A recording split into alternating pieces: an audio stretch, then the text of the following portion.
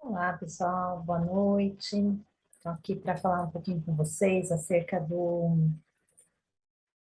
sobre divergências e sobre palavras que curam. A gente deu início há um tempo atrás, e falando um pouquinho, né, que todas as pessoas, todos os tipos de personalidades, nós, como seres humanos, temos as nossas divergências. Mas hoje eu quero falar com vocês sobre palavras que curam. O que seriam essas palavras que curam? Normalmente, as palavras elas têm um forte efeito sobre as pessoas, tanto positivo quanto negativo. Mas as declarações que são mais afáveis, elas têm um ponto assim importante, porque elas, quando elas são afáveis, calorosas, amorosas, elas caem no coração como favos de mel, né? Doces, são doces para a alma e ela cura também as pessoas quando estão magoadas, entristecidas com alguma situação. Lá em Provérbios 16, 24, já o escritor daquela época já dizia isso, né? E a narrativa também a gente vê na Bíblia sobre Gideão. Ele evitou um possível conflito com os eremitas, que ilustra a verdade desse provérbio. Então, ou seja, quando a gente sabe colocar as palavras certas no momento certo, até uma guerra ela pode finalizar, né? Tudo por conta da forma como você vai lidar com aquela situação. E Gideão, ele profundamente envolvido, né, naquela batalha contra Midian, ele pediu para a tribo de Efraim que o ajudasse. Mas depois de acabar aquela grande batalha, Efraim voltou-se contra Gideão e queixou-se amargamente de que não fora convocado, né, no começo da luta. Enfim, o registro declara que eles tentaram veemente, ou seja, atecar com ele, e Gideão disse em resposta, porque por mais que a luta, por mais que aquele conflito estivesse ali, Gedeão, ele, em resposta àquela situação tão difícil, né, de batalha mesmo, ele coloca da seguinte forma: o que eu fiz em comparação convosco, ou seja, ele olha para aquelas pessoas e fala: o que que eu fiz para que tudo isso estivesse acontecendo? O que que aconteceu, né? Então, não são as resbuscas de Efraim melhores do que a vindima de Abiezer. Então, ele quis dizer o seguinte, que aonde ele estava, as coisas não eram tão boas quanto as dos outros, não tinha por que brigar, porque eles desfrutavam de coisas boas tanto de um lado quanto do outro. Então foi a vossa mão que Deus nos deu como príncipes de Midian, Oreb e Zeeb. O que pude eu fazer em comparação convosco? Então ele começa ali um questionamento, né, sobre aquela situação. Por que que vocês estão guerreando contra mim? Por que que vocês estão lutando, querendo brigar? Sendo que a gente tem, todo mundo tem para desfrutar. Isso está lá no livro de Juízes 8, do 1 ao 3. Então, por meio dessas palavras, mas ele levou de uma forma branda, de uma forma calma, tranquila. Eu não estou entendendo o que está acontecendo, me ajuda a entender a situação, porque eu não entendo por que que a gente está brigando, não entendo por que nós temos que batalhar, colocar tantas pessoas em risco de vida, né, guerrear, sendo que não tem motivo para isso. Então, era isso que ele quis passar para aquelas pessoas que estavam brigando com ele. Então, por meio dessas palavras calmas e bem escolhidas dele, Gideão, ele evitou o que poderia ter sido uma desastrosa, né, guerra entre as tribos. E o problema das tribos de Efraim talvez fosse o seu convencimento, o seu orgulho, mas isso não impediu que Gideão se esforçasse a conseguir um resultado pacífico. Então, ele acreditava que conversando, ou seja, a gente vê aí mais o poder da comunicação, é, como é relevante, como é importante, principalmente quando as palavras são colocadas de uma forma que venha apaziguar e não causar dano, guerra, né? Então, podemos nós agir do mesmo modo? Então, quantas pessoas, às vezes, diante de uma situação, às vezes tão pequenininha, elas explodem, né? E falam coisas que machucam, falam coisas que magoam, e depois vem o arrependimento ou a culpa por aquilo que falou. E existe até um ditado, né? Que uma vez que nós lançamos as palavras, difícil é recuperá-las de volta, né? Eu ouvi uma certa vez a história de um moribundo que ele sempre ofendeu, sempre magoou as pessoas, sempre falava aquilo que vinha na boca dele sem pensar no outro, como que o outro iria receber aquela palavra, aquela situação. Então ele simplesmente ele falava, e para ele estava tudo bem, era a verdade dele, mas ele não percebia o quanto aquilo que ele falava machucava quem recebia. E passou-se muito tempo, ele ficou muito doente e ele tinha desferido muitas palavras ofensivas para uma pessoa muito próxima a ele, que havia magoado grandemente aquela pessoa ao ponto da pessoa ficar muito, mas muito triste. E sabe que existem palavras que, dependendo da forma como ela é colocada ou ela é transmitida para quem está recebendo, aquilo vem como uma flecha que machuca, que às vezes pode até matar. Eu falo que a nossa língua ela é como uma espada de dois gumes, né? Ela tanto pode curar como ela pode matar, dependendo daquilo que você fala. Matar como? Matar espiritualmente. Você, né, às vezes você desfere uma palavra tão dura quanto a uma pessoa, né, que pode levar aquela pessoa numa amargura de alma profunda e aquela pessoa dificilmente conseguir sozinha se levantar e precisar de ajuda. E esse homem fez dessa forma com aquela pessoa. E quando ele chegou no leito de dor dele, ele, sabe, ele estava ali, largado, triste, né, e enfermo, enfim, e a situação para ele não mudou. Mas, e aí, como que fica o perdão? Como que fica o perdão? Então, a gente não pode deixar para a última hora, na hora que a gente está acontecendo alguma coisa, que a gente lembrar o que a gente fez. Não, é um exercício diário que precisamos fazer para falar com as pessoas, lidar com as pessoas de uma forma que não venhamos magoar. E a melhor forma de fazer isso é quando você se coloca no lugar dela. Você gostaria de ouvir o que você está ouvindo? Você gostaria de entristecer com palavras da mesma forma como entristeceram você? Então, quando a gente se coloca no lugar da outra pessoa, dificilmente você vai fazer, porque à medida que você sente a dor daquela pessoa, você fala, opa, peraí, eu preciso mudar o meu comportamento. Então, isso é questão de comportamento, mudar as suas atitudes, mudar as suas ações.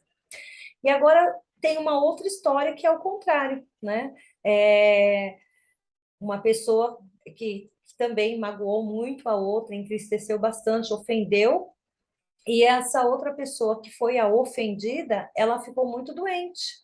Muito doente, por quê? Porque ela recebeu tanta coisa ruim, tanta coisa negativa, né? E com o passar do tempo, né, a mágoa entristeceu demais o coração, e aquela pessoa caiu muito doente. E ela pediu uma única coisa antes dela morrer, antes dela partir desse mundo, que a pessoa que tinha ofendido ela fizesse dois favores para ela, né? Dois favores. E essa pessoa falou, poxa, aquela pessoa tá moribunda, né? Então, deixa eu cumprir, né? Com o que ela tá me pedindo, né? Não vou permitir que ela parta desse mundo sem eu, pelo menos, fazer um gesto de gentileza. E assim, essa pessoa foi até ela. Ela falou assim, olha, eu tenho apenas dois pedidos para você. Eu tenho aqueles sacos de penas ali, e eu gostaria que você pegasse aquele saco e você subisse lá no topo daquela montanha e simplesmente você jogasse essas penas e deixasse o vento levar. Só isso que eu te peço. E depois você desce, que aí eu vou te passar o meu segundo pedido. Aí a pessoa falou assim: nossa, mas só isso é muito fácil, eu faço, imagina. E aí a pessoa falou, arrasando, né? Foi lá, pegou o saco de penas, subiu na montanha, jogou todas aquelas penas, e ali ela achou que tinha feito uma boa ação, mas ela não se lembrava de todo o mal por meio de palavras de ofensa que ela tinha feito àquela pessoa que estava no limbo. E aí, quando ela desceu, voltou, ela já tinha espalhado as penas, o vento já tinha levado para bem longe, E aí ela voltou e falou, olha, eu já cumpri, tá tudo certo, tal. Qual que é o seu outro pedido que eu faço? Pode ficar tranquilo que eu faço, né?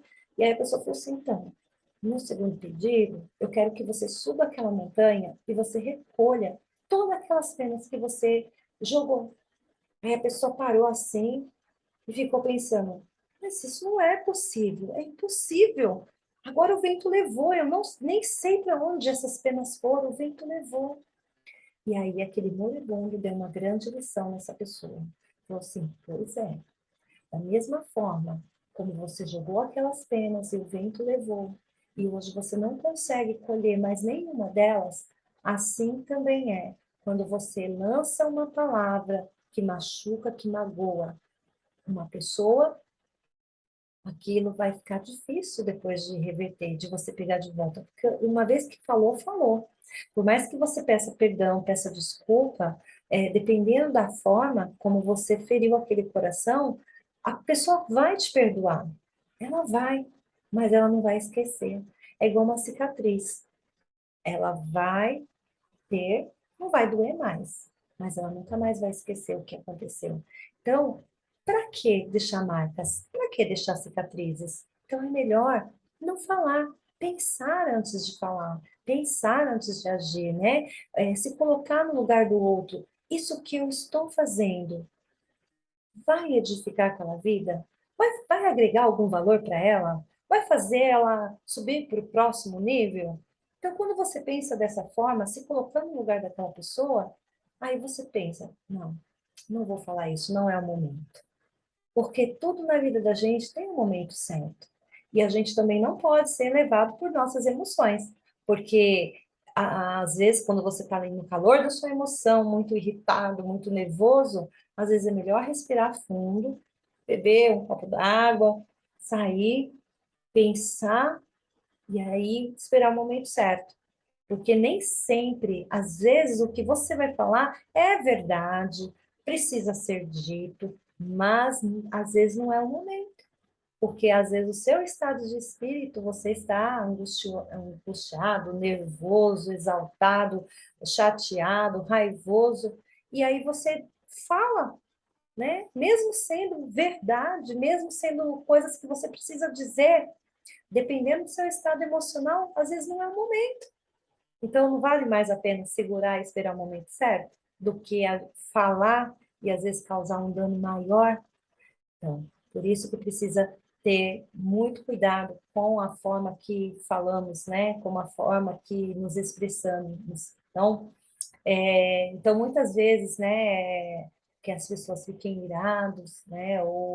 E acabam o quê? Usando de hostilidade para falar. Então, quando nós reconhecemos os nossos sentimentos, e também o sentimento das outras pessoas, a gente se esforça para entender o ponto de vista também daquela pessoa, né? Será que nós, de alguma forma, contribuímos para causar o sentimento daquela pessoa? Será que aquela pessoa está com raiva porque eu provoquei aquela raiva nela? Então, por que que ela está tendo aquele sentimento? Então, são perguntas que nós precisamos fazer para nós mesmos, né? Então, no nosso caso, por que não admitir que tivemos parte em criar aquela dificuldade e expressar que lamentamos ter agravado o problema, mas muitas pessoas não conseguem fazer isso, que é o pedido de desculpa, simples pedido de desculpa. Mas também não adianta fazer, pedir desculpa, fazer, pedir desculpa, porque tem que pensar, né? Pensar. Porque também as pessoas que fazem, pedem desculpa, viram um ciclo vicioso e não consertou o problema na raiz. Então, precisa, às vezes, consertar ali na raiz. Algumas palavras bem escolhidas, elas podem restabelecer o bom relacionamento, né? Principalmente aquele relacionamento que foi prejudicado, né? Em Tiago 3:4 já está escrito dessa forma, né? Porque lá em Tiago 3:4 está escrito assim, olha, vejam também os navios. Embora sejam grandes e impelidos por ventos fortes, são dirigidos por um leme muito pequeno, para onde o timoreiro deseja ir. Então, imagine aquele barco gigante, né? mas o leme é pequenininho. Isso mais lembrando dos barcos antigos, né? Hoje a gente sabe que é bem diferente, né? São os navios, existem toda uma estrutura de motor bem diferente, mas também tem lá a forma, né, de manusear, que às vezes é um botão, às vezes é alguma coisa ou outra, mas ele é guiado e precisa sempre ter um comandante na frente para guiar aquele grande navio. Então, se alguns que ficam perturbados, talvez só precisem de algumas palavras, às vezes, tranquilizadoras. E a Bíblia, ela observa bem onde a